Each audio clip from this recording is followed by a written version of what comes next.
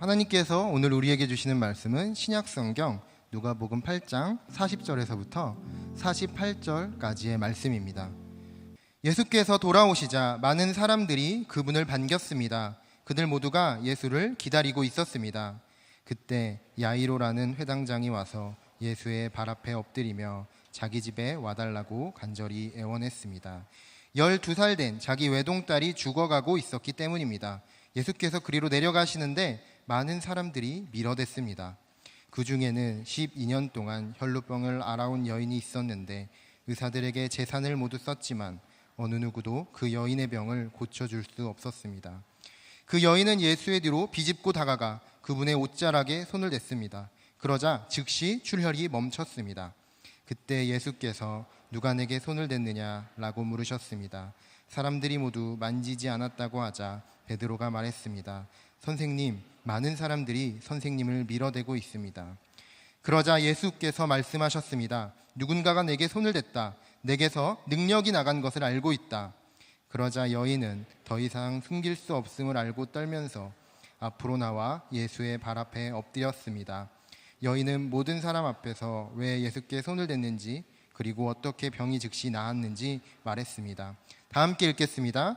그러자 예수께서 여인에게 말씀하셨습니다. 딸아, 내 믿음이 너를 구원했다. 평안히 가거라. 아멘.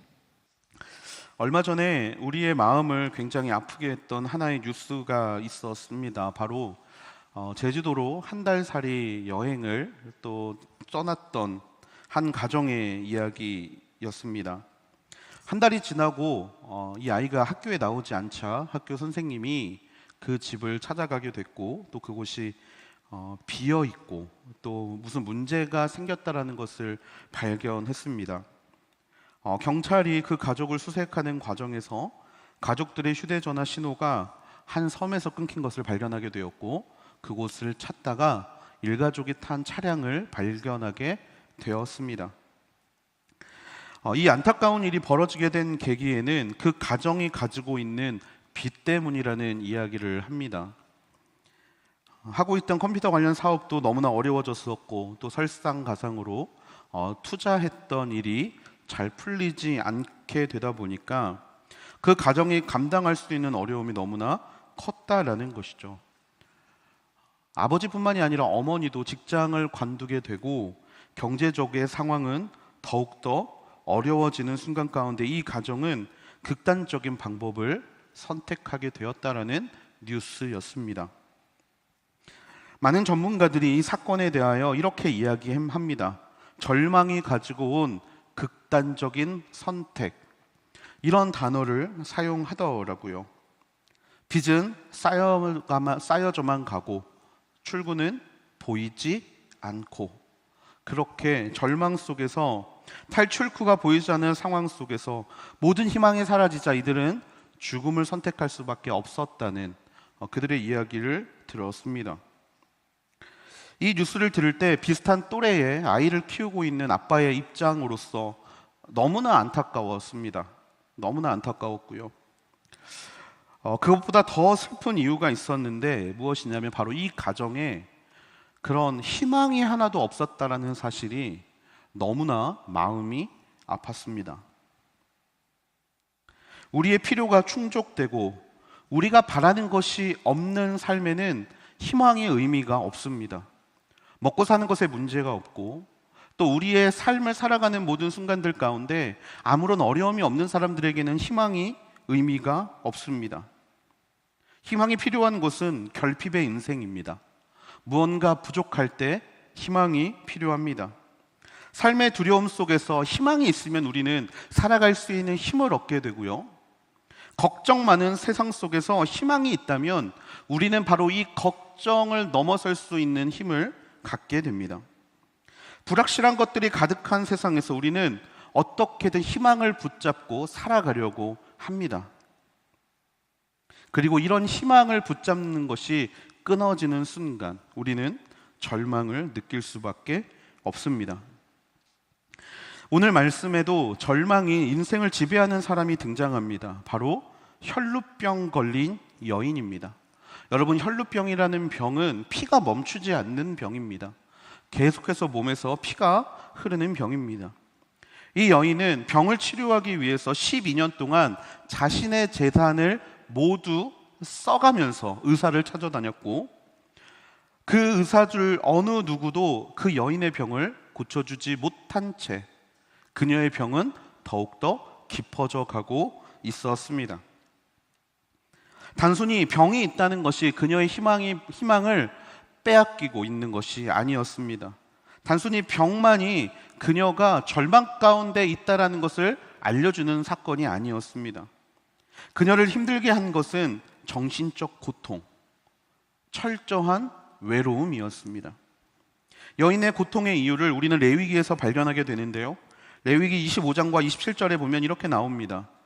여자에게 생리기간이 아닌데도 여러 날 출혈이 있거나 생리기간을 지나도록 출혈이 있다면 유출이 있는 동안에 그녀는 부정하다.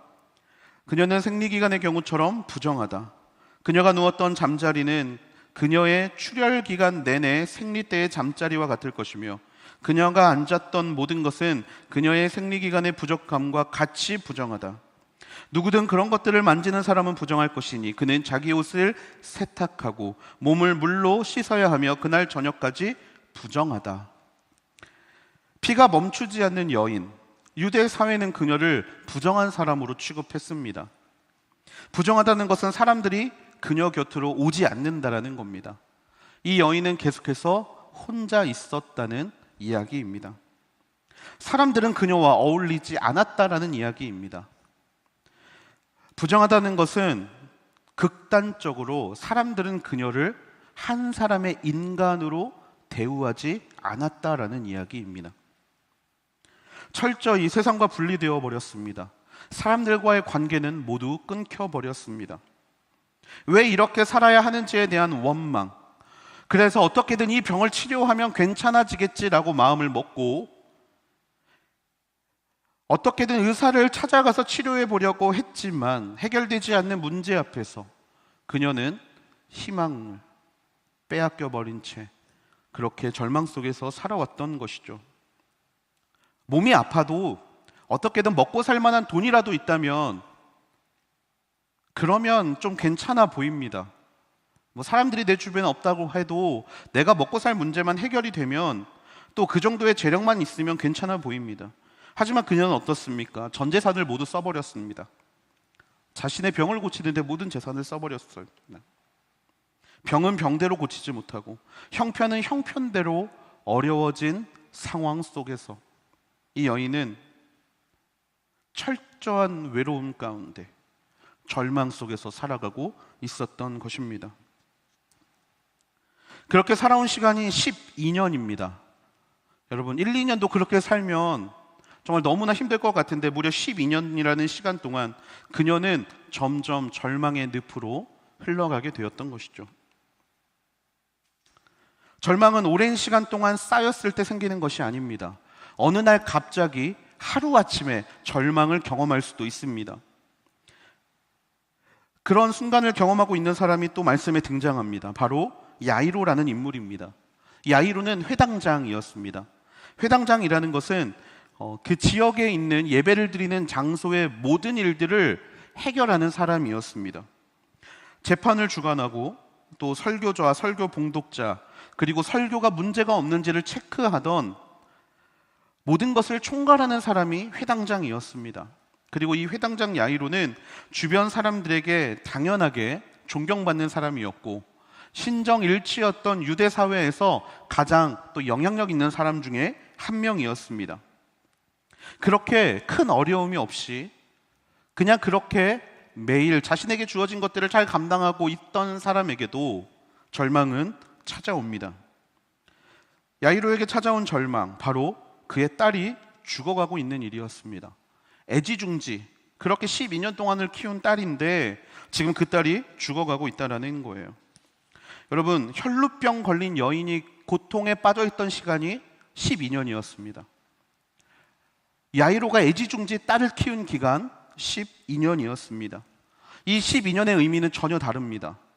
혈루병 걸린 여인은 처절하게 힘들었던 시간이지만 야이로에게는 이 12년이라는 시간은 행복했던 시간이었습니다. 하지만 절망은 오랜 기간과 상관없이 순간적으로도 얼마든지 우리의 마음을 무너뜨릴 수 있다라는 겁니다. 희망을 빼앗기는 건 기간이 아니라 사건이기 때문입니다. 우리는 어떻습니까? 이러한 절망의 문제 앞에서 우리는 누구도 자유롭지 못하는 것 같습니다. 시간들이 누적되어 왔건 갑자기 나에게 찾아왔건 상관없이 확실한 것은 이 절망은 우리의 마음을 무너뜨리고 우리의 생각을 정말 처절한 아픔으로 끌고 간다는 사실입니다. 치유되지 않는 질병의 문제들이 그렇습니다. 해결되지 않는 가족의 아픔들, 가족의 문제들이 그렇습니다. 취업의 문제가 될 수도 있고요. 먹고 사는 문제가 될 수도 있고요. 누구에게는 결혼의 문제, 또 누구에게는 관계의 문제, 죽음의 문제, 자녀의 문제 등등 수많은 문제들이 계속해서 우리의 마음을 희망으로 끌어갔다가 절망으로 끌어갔다가 이렇게 우리의 마음을 사로잡는다라는 사실입니다. 가끔은 그 마음에 희망이 생기기도 합니다. 잘 될 거야, 잘 풀릴 거야, 괜찮아질 거야, 막힌 것이 뚫릴 것 같아, 매여 있는 것이 풀릴 것 같고 닫힌 것이 열릴 수도 있을 것 같아 라는 희망이 드는 것도 잠깐이지만 여러분, 우리의 문제는 그렇게 간단하게 풀리지 않을 때가 훨씬 더, 아니 항상 그렇게 풀리지 않는 것들을 경험합니다. 그러한 생각이 들기도 합니다. 그냥 이럴 거면 처음부터 희망을 안 가지면 되는 것 아니냐고요. 그냥 희망 없이 살다 보면 절망할 필요도 없고 실망할 필요도 없는 거 아니냐고요. 그냥 내 재산을 지켰으면, 의사를 찾아다니지 않고 내 재산을 지켰으면 어쩌면 여인은 더 평안한 삶을 살았을지도 모르겠습니다. 여러분, 그러면 우리는 희망을 버리고 사는 것이 맞을까요? 말씀은 희망을 버리라고 이야기합니다.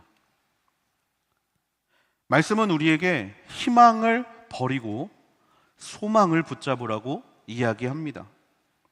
시편 39편 6절에서 7절 말씀입니다.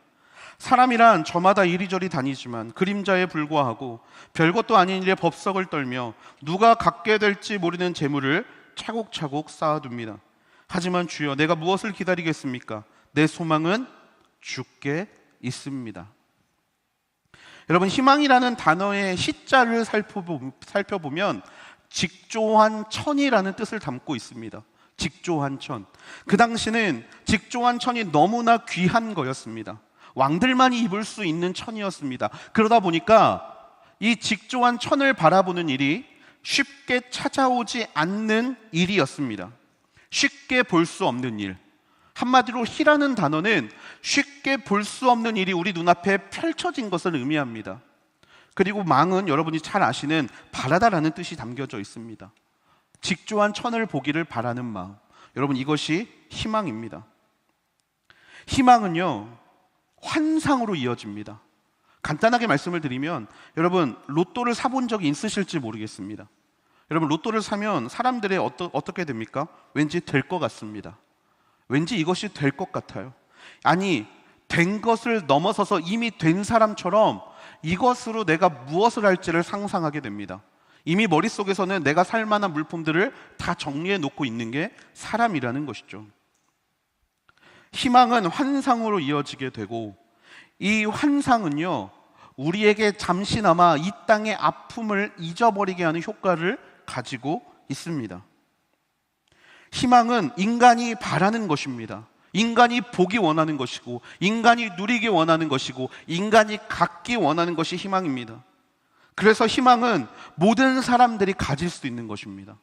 그런데 여러분, 소망은 그렇지 않습니다.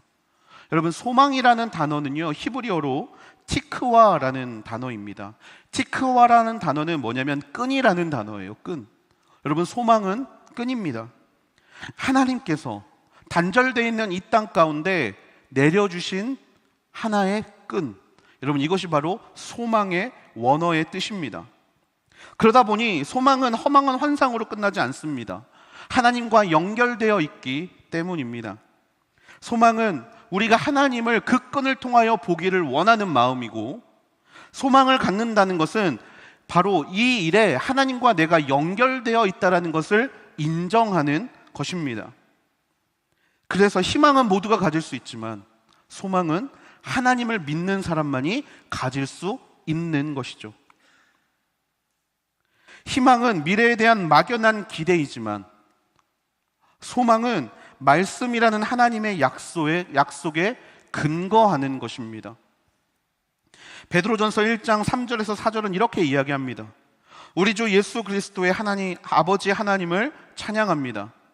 하나님께서는 그분의 풍성하신 긍휼을 따라 우리를 거듭나게 하시고 예수 그리스도를 죽은 사람들로부터 살리시어 산 소망을 얻게 하심으로 여러분을 위해 하늘에 쌓아둔 썩지 않고 더러워지지 않고 쇠하지 않는 유업을 얻게 하셨습니다. 아멘.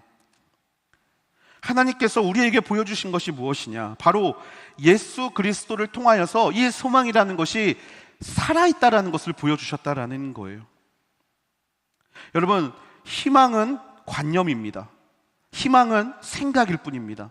하지만 소망은 관념이 아니라 사실입니다. 소망은 살아있습니다. 살아있다는 것은 무엇을 뜻합니까? 의지를 가지고 있다는 것을 뜻합니다. 예수님의 부활은 말씀에 근거한 진짜 일어난 사건입니다. 예수님이 이 땅에 오셔서 임마누엘, 우리와 함께 하시는 사건은 소문이 아니라 루머가 아니라 실제로 일어난 일입니다. 우리를 구원하시기 위하여 십자가를 지신 것도, 믿는 자에게 영생을 주시는 것도, 쇠하지 않는 천국의 유업을 얻게 하는 것도 모두 사실입니다. 이 일은 반드시 일어날 일입니다. 왜냐하면 소망은 살아있기 때문입니다.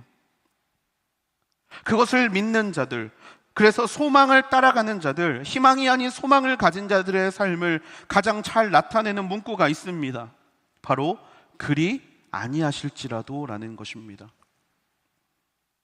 희망을 쫓아가는 사람들, 희망을 빼앗기면, 희망을 쫓아가다가 무언가 무너지면 좌절하고 절망하지만, 그래서 그 희망이 반드시 이루어져야만 내 인생이 어떻게 좋게 변할 거라고 생각하지만, 소망을 가진 사람들은 그리 아니하실지라도 하나님이 나와 연결되어 있다는 것을 믿기 때문에 하나님이 그 일을 반드시 하나님의 기쁨대로, 하나님의 뜻대로 해결해 주실 것을 믿는다라는 사실입니다. 오늘 본문 40절에서 42절 말씀입니다. 예수께서 돌아오시자 많은 사람들이 그분을 반겼습니다. 그들 모두가 예수를 기다리고 있었습니다. 그때 야이로라는 회당장이 와서 예수의 발 앞에 엎드리며 자기 집에 와달라고 간절히 애원했습니다. 12살 된 자기 외동딸이 죽어가고 있었기 때문입니다. 예수께서 그리로 내려가시는데 많은 사람들이 밀어댔습니다. 아멘. 예수님이 다시금 그 지역으로 돌아오자 많은 사람들이 예수님께 나아왔다라고 이야기합니다. 그분을 반겼다라고 이야기합니다. 모두가 예수님을 기다리고 있었다라고 이야기합니다. 갑자기 왜 예수님을 바라고 예수님을 왜 기다렸습니까? 예수님을 통해 희망을 보았기 때문입니다. 예수님이 하시는 일들을 바라보면서 저분이 나의 원을 들어주실 수 있겠구나라고 생각했기 때문입니다. 예수님이 나의 바라는 것들을 들어주시는 분이라고 생각했기 때문에 그들은 예수님께서 야이로의 집에 가는 길에도 함께합니다. 42절 말씀해 보니까 많은 사람들이 예수님을 밀어댔다라고 표현합니다. 그들은 따라가고 싶었습니다. 따라가서 예수님이 야이로의 딸에게 어떻게 일하시는지를 보고 싶었습니다. 만약에 예수님이 가셔서 그 딸을 고친다라면 예수님은 우리의 희망이 되기 때문입니다. 예수님이 모든 것을 하실 수 있고 예수님이 나를 위해서 그 일을 하실 거라는 희망이 생기기 때문이었습니다. 여러분, 하지만 야이로는 어떻습니까? 오늘 다 읽지 않았지만 야이로는 자신의 딸을 살리기 위해 예수님을 찾아왔죠. 비천하다라고 말하는, 유대인들이 인정해주지 않았던 예수님의 발 앞에 무릎을 꿇고 자기의 딸을 살려달라고 간청합니다. 그런데 예수님이 어떻습니까? 자기의 딸을 살려주러 빨리 갔으면 좋겠습니다. 지금 숨이 넘어가기 직전의 상황에서 마지막의 희망으로 예수님을 찾아왔는데 예수님의 발은 빠르지 않습니다. 밀어대는 사람 속에서도 예수님은 별말을 하지 않으시고 계십니다. 급하게 자기 딸을 살리러 가주시면 좋겠는데 혈루병 걸린 여인이 자신의 옷을 만졌다라는 이유 하나로 그 자리에 멈춰서서 혈루병 걸린 여인을 돌아보고 계십니다. 누가 내 옷에 손을 대었다, 내 능력이 나갔다, 누구냐? 찾고 계시는 예수님을 바라볼 때 여러분, 야이로의 마음이 어떻겠습니까? 그런데 하필 그 타이밍에 집에서 사람이 옵니다. 딸이 죽었습니다. 더 이상 선생님을 괴롭게 하지 마십시오. 여러분, 그 말을 들을 때 여러분이 야이로였다면 어떻게 예수님께 말했겠습니까? 그러니까 조금만 빨리 가자니까요. 당신이 살릴 수 있었는데 당신 때문에 나의 딸이 죽었습니다라고 말할 수 있었을지도 모릅니다. 그런데 부정한 여인을 고치시겠다고, 누가 내 옷을 만졌냐고 물어보시는 예수님 때문에 내 딸이 죽은 거라고 원망할 수도 있었을 겁니다. 그런데 성경에는요, 야이로의 말이 나오지 않습니다. 야이로가 예수님에게 그런 말을 하지 않았기 때문입니다. 야이로는 예수님을 원망하지 않습니다. 욕하지도 않습니다. 그리 아니하실지라도 나의 기대와 바람을 내려놓고 예수님을 바라보는 겁니다. 왜? 야이로가 가지고 있었던 것은 희망이 아닌 소망이었기 때문입니다. 예수님이 하실 것이다. 예수님과 내가 연결되어 있다. 그분이 하는 대로 내가 따라가겠다라는 마음. 물론 사람이 어떻게 그렇게 자기 딸의 죽음 앞에 마음이 편할 수 있었겠습니까? 그러자 예수님이 야이로를 바라보며 이렇게 말씀하십니다. 두려워하지 마라. 믿기만 하면 나을 것이다. 두려워하지 마라. 이미 죽은 아이 앞에서 나을 것이라고 표현하고 계시다라는 것을 우리는 보게 됩니다. 여러분, 희망을 가진 사람의 특징은요, 아이가 나을 것이다에 초점을 맞춥니다. 아이가 나을 것이다. 이것이 나의 희망이기 때문에, 나의 바람이기 때문에 희망을 가진 사람들은 나을 것이다에 초점을 맞춥니다. 하지만 소망을 가진 사람들은요, 두려워하지 말고 믿기만 하라에 초점을 맞춥니다. 두려워하지 말고 믿기만 하라. 무서워하지 말라. 나를 믿어라. 믿기만 하면 하나님이 일하실 것을, 믿기만 하면 우리의 삶에 하나님께서 찾아오시고 하나님께서 나의 모든 상황 가운데 하나님의 나라를 임하게 하실 것을 믿는다라는 것입니다. 두려워하지 않고 믿음으로 그 소망을 바라볼 수 있는 사람, 여러분, 우리 모두가 그런 소망을 쫓아갈 수 있는 자들이 되기를 주님의 이름으로 축복합니다. 여러분, 오늘 가나안 여인은 어떻습니까? 오늘 이 혈루병 걸린 여인은 어떻습니까? 이 여인은 예수님께 희망을 가지고 나아간 것입니까? 소망을 가지고 나아간 것입니까? 44절 말씀입니다. 그 여인은 예수의 뒤로 비집고 다가가 그분의 옷자락에 손을 댔습니다. 그러다 즉시 출혈이 멈췄습니다. 말씀을 보면요, 여인은 낫고 싶어서 예수님께 다가갑니다. 여인은 낫고 싶어서 예수님께 다가가고 자신이 부정한 몸임에도 불구하고 예수님의 옷자락을 만집니다. 즉, 여인은 낫고 싶다라는 희망 때문에 예수님께 나아간 것이 맞습니다. 낫고 싶어, 살고 싶어, 이 희망을 가지고 예수님께 나아간 것이 맞습니다. 자, 그러면 앞에서 말씀드린 소망을 굳이 가질 필요 없는 것 아닙니까? 그냥 희망을 가지고 예수님 앞에 나아가면 예수님이 치료해 주시는데 굳이 소망이 아닌 희망만 가져도 되는 거 아닙니까? 라고 우리가 질문할 수 있습니다. 여러분, 그런 분들은 좀 끝까지 말씀을 들어주시기를 바랍니다. 사진을 하나 보여드릴 텐데요. 여러분, 이 사진, 이 옷은요, 어떤 패션 옷이 아니라 유대인들의 전통 옷입니다. 유대인들의 전통 옷인데 이 옷을 잘 보시면요, 옷 아래쪽으로 무언가 길게 떨어져 있는 끈이 보이실 것입니다. 유대인들은 옷 양 네 귀퉁이에 이런 끈을 달아서 흘러내립니다. 여러분, 이 귀퉁이에 보이는 끈의 이름은 찌찌트라는 것입니다. 찌찌트. 혈류병 걸린 여인이 만진 것은 예수님의 옷자락으로 표현되어 있지만 정확히 말하면 이 찌찌트라는 끈이었습니다. 여러분, 앞에서 제가 말씀드린 소망의 원어가 뭐였는지 기억하십니까? 바로 끈이라는 단어였습니다. 이 여인은 예수님을 만졌습니다. 이 여인이 잡은 것은 예수님과 연결된 끈이었다라는 사실이에요. 하나님과 인간을 연결하는 이 끈, 그리고 여인은 그 끈을 잡음으로 인하여 나음을 얻었습니다. 여러분, 여인은 희망을 가지고 예수님께 나아가서 예수님과 연결되기를 원했습니다. 그러면 내가 나을 것을 믿었기 때문이죠. 그런데 놀라운 것은 하나님은 그 희망을 가지고 나온 여인의 마음을 소망으로 바꿔주셨다라는 사실입니다. 여인과 예수님의 만남은 단순히 치료의 목적의 만남이 아니었다라는 사실입니다. 여인은 낫고자 예수님 앞에 나와왔지만, 여인은 이 병이 치유되기 위해서 예수님 앞에 나와왔지만, 예수님이 하신 일은 여인의 병을 치료하는 것을 넘어서 여인에게 소망의 끈을 내려 주신 것입니다. 여인은 부정한 사람이었죠.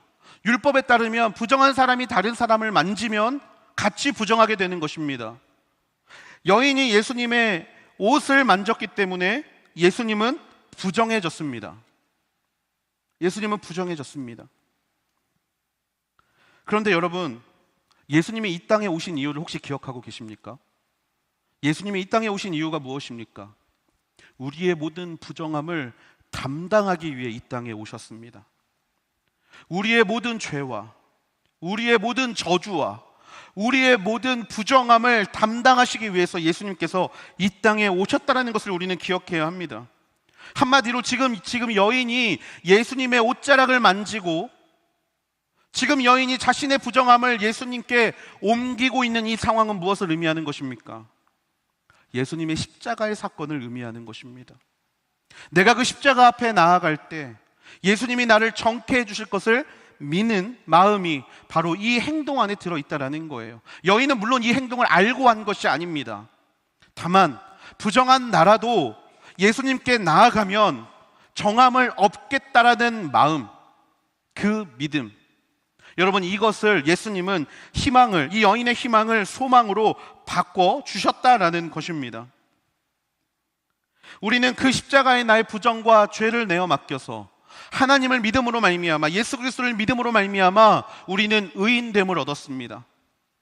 우리가 예수 그리스도를 주로 고백하고 그분과 나를 십자가로 연결시키는 이 과정에서 하나님의 앞에서 정함을 얻은 이 사건처럼 여인이 예수 그리스도의 옷자락을 만지는 순간 속죄와 회복이 이루어졌다는 사실입니다. 46절 말씀입니다. 그러자 예수께서 말씀하셨습니다. 누군가가 내게 손을 댔다. 내게서 능력이 나간 것을 알고 있다. 예수님의 능력이 나갔습니다. 여인은 나음을 입었습니다. 더 이상 여인은 부정하지 않습니다. 여인은 자신의 희망을 이루었기 때문에 조용히 사라지려고 했습니다. 그런데 예수님은 그 여인을 부르십니다. 많은 무리들이 예수님을 밀어대고 있는 상황, 베드로가 이런 상황에서 누가 예수님을 밀었는지 어떻게 찾을 수 있느냐라고 말하고 있는 상황에서 예수님은 멈춰 서셔서 여인을 부르고 계십니다. 누군가가 내 옷에 손을 댔다. 내게 손을 댔다. 예수님이 모르고 하신 말씀입니까? 아닙니다. 알고 계십니다. 누가 만졌는지 예수님은 알고 계셨습니다. 하지만 부르시는 거예요. 야이로의 딸이 죽어가고 있는 상황에도 그 여인을 부르고 계시는 것입니다. 47절과 48절 말씀입니다. 그러자 여인은 더 이상 숨길 수 없음을 알고 떨면서 앞으로 나와 예수의 발 앞에 엎드렸습니다. 여인은 모든 사람 앞에서 왜 예수께 손을 댔는지, 그리고 어떻게 병이 즉시 나았는지 말했습니다. 그러자 예수께서 여인에게 말씀하셨습니다. 딸아, 내 믿음이 너를 구원했다. 평안히 가거라. 여인은 두려웠습니다. 왜? 자신은 부정한 사람이기 때문입니다. 나의 부정함이 예수님께 옮아졌기 때문에 여인은 두려웠습니다. 두려워하는 마음으로 예수 앞에 나아가서 왜 내가 예수님께 손을 댔는지, 어떻게 병이 나았는지 여인은 이야기하기 시작합니다. 그때 예수님께서는 이렇게 말씀하십니다. 딸아, 평안히 가거라. 예수님이 이 여인을 부르신 이유는 자신에게 부정함을 넘긴 이 여인, 자신을 부정하게 한 이 여인을 책망하기 위함이 아니었습니다. 예수님이 듣기를 원하셨던 건 이 여인의 고백이었습니다. 나는 부정한 사람입니다. 나는 죄인입니다. 나는 예수님 앞에 나아갈 수 없는 사람입니다. 예수님은 그 입을 통해 이 고백을 듣기 원하셨던 겁니다. 그리고 예수님을 통해서 그 부정했던 내가 정함을 받았다라는 사실, 죄인인 내가 예수 그리스도로 말미암아 깨끗함을 입었다라는 사실, 이 사실을 모든 사람들 앞에서 들려주기를 원하셨습니다.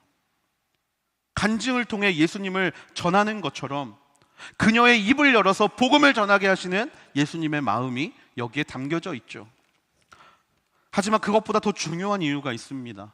무엇이냐면 바로 사람들에게 이 여인의 깨끗함을 알려주기 위함이었습니다.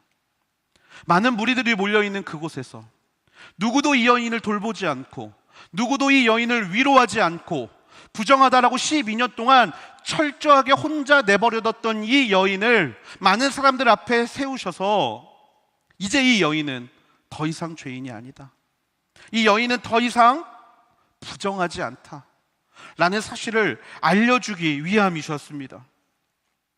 여러분, 그것을 예수님께서 이 여인을 통해 세상에 증거하는 순간 여인의 마음은 어땠을까요? 아마 예수님이 이렇게 말씀하셨을 것 같습니다. 힘들었지, 고생 많았지, 그동안 많이 아팠지, 이제 괜찮아, 이제 너는 깨끗해졌어, 이제 너는 정함을 입었어.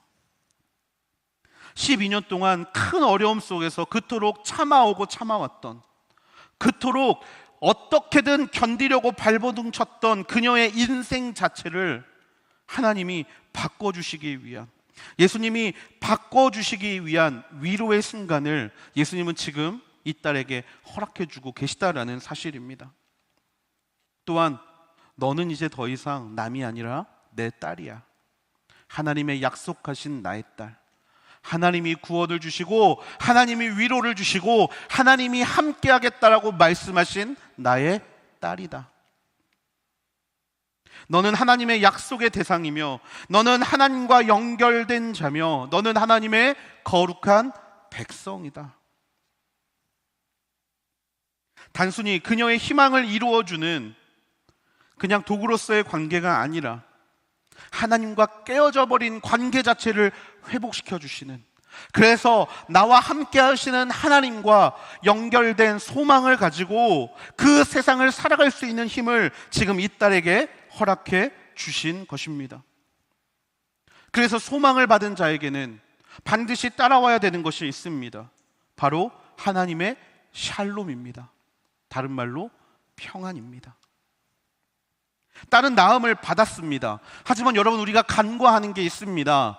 병만 고친다고 모든 게 해결되지 않습니다. 그녀의 삶은 달라지지 않았습니다. 여전히 사람들은 이 딸을 의심의 눈초리로 바라볼 것입니다. 여전히 사람들은 이 딸이 가지지 못한 것을 내버려 둘 것입니다. 모든 재산을 탕진해서 도와주지 않고 이 여인을 그냥 내버려 둘지도 모릅니다.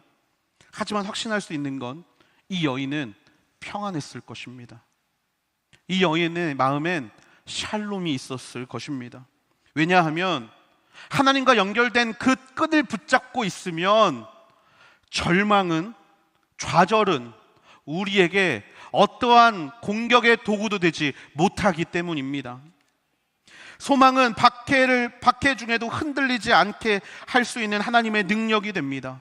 세상의 공격 속에서도, 세상이 나를 애워싸도 그 과정 가운데 넘어지거나 좌절하지 않는 하나님의 도구가 됩니다.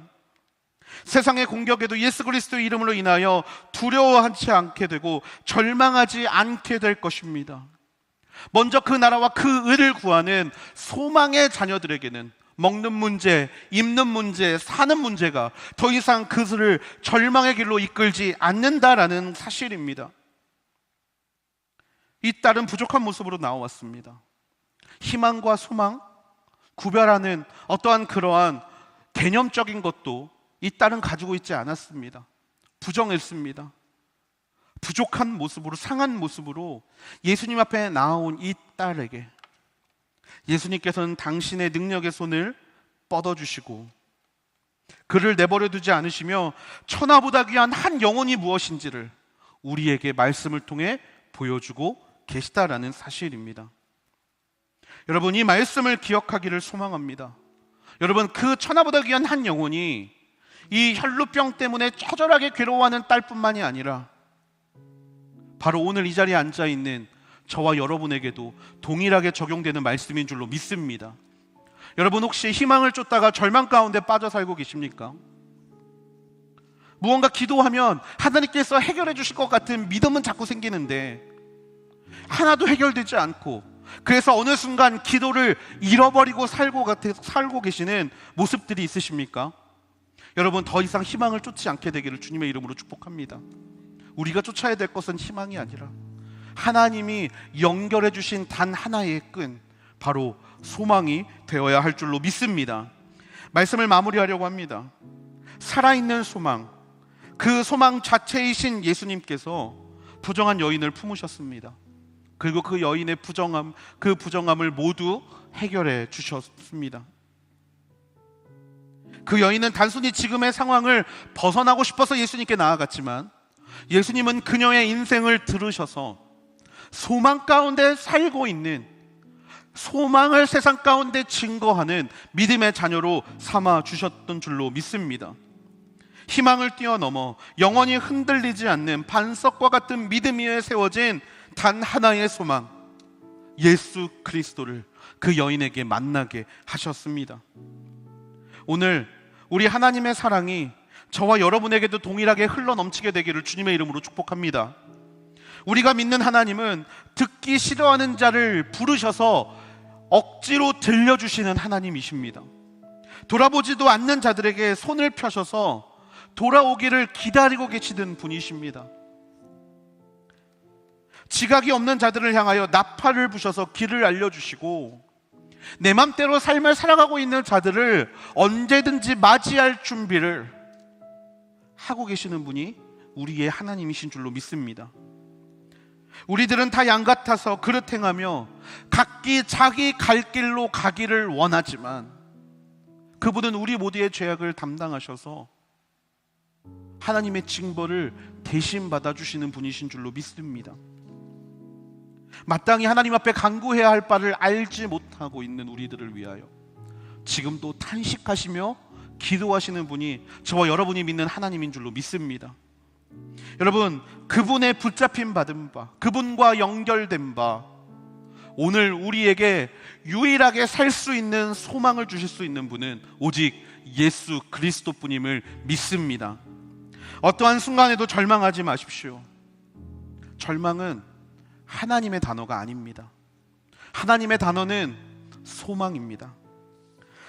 절망에 붙잡히지 않고 담대히 하나님을 기다리는 자에게 아마 세상은 물어볼 것입니다. 넌 어떻게 이렇게 담대하니? 넌 어떻게 이렇게 하나도 두려워하지 않고 절망하지 않니? 어떻게 너는 매일 그렇게 웃을 수 있니? 감사할 수 있니? 기뻐할 수 있니? 아마 이렇게 세상은 물어볼 것입니다. 세상은 우리에게 소망의 이유를 물어볼 것인데 우리가 대답할 수 있는 소망의 이유는 오직 예수 그리스도입니다. 언제나 우리에게 소망의 이유를 묻는 자들에게 대답할 것을 항상 준비할 수 있는 저와 여러분이 되기를 주님의 이름으로 축복합니다. 소망을 붙잡으십시오. 헛된 희망이 아닌 하나님이라는 소망을 붙잡으십시오. 그럴 때 우리가 절망이 아닌 기쁨 가운데 살아갈 수 있게 될 줄로 믿습니다. 우리 시간 함께 하나님 앞에 찬양하며 나아가길 원합니다. 오늘 말씀을 준비하면서 제 머릿속에 계속 울려 퍼지는 찬양이 하나 있었는데요, 바로 여러분 잘 아시는 찬양일 거예요. 주의 옷자락 만지며라는 찬양입니다. 주발 앞에 무릎 꿇고 겸손하게 나아가고 주의 옷자락을 만지며 나아갈 때 우리가 해야 될 것은 우리의 왕관을 하나님 앞에 올려드리는 일, 우리의 모든 계획과 우리의 모든 바램과 우리의 모든 마음의 원을 하나님 앞에 올려드려야 하는 일이라는 사실.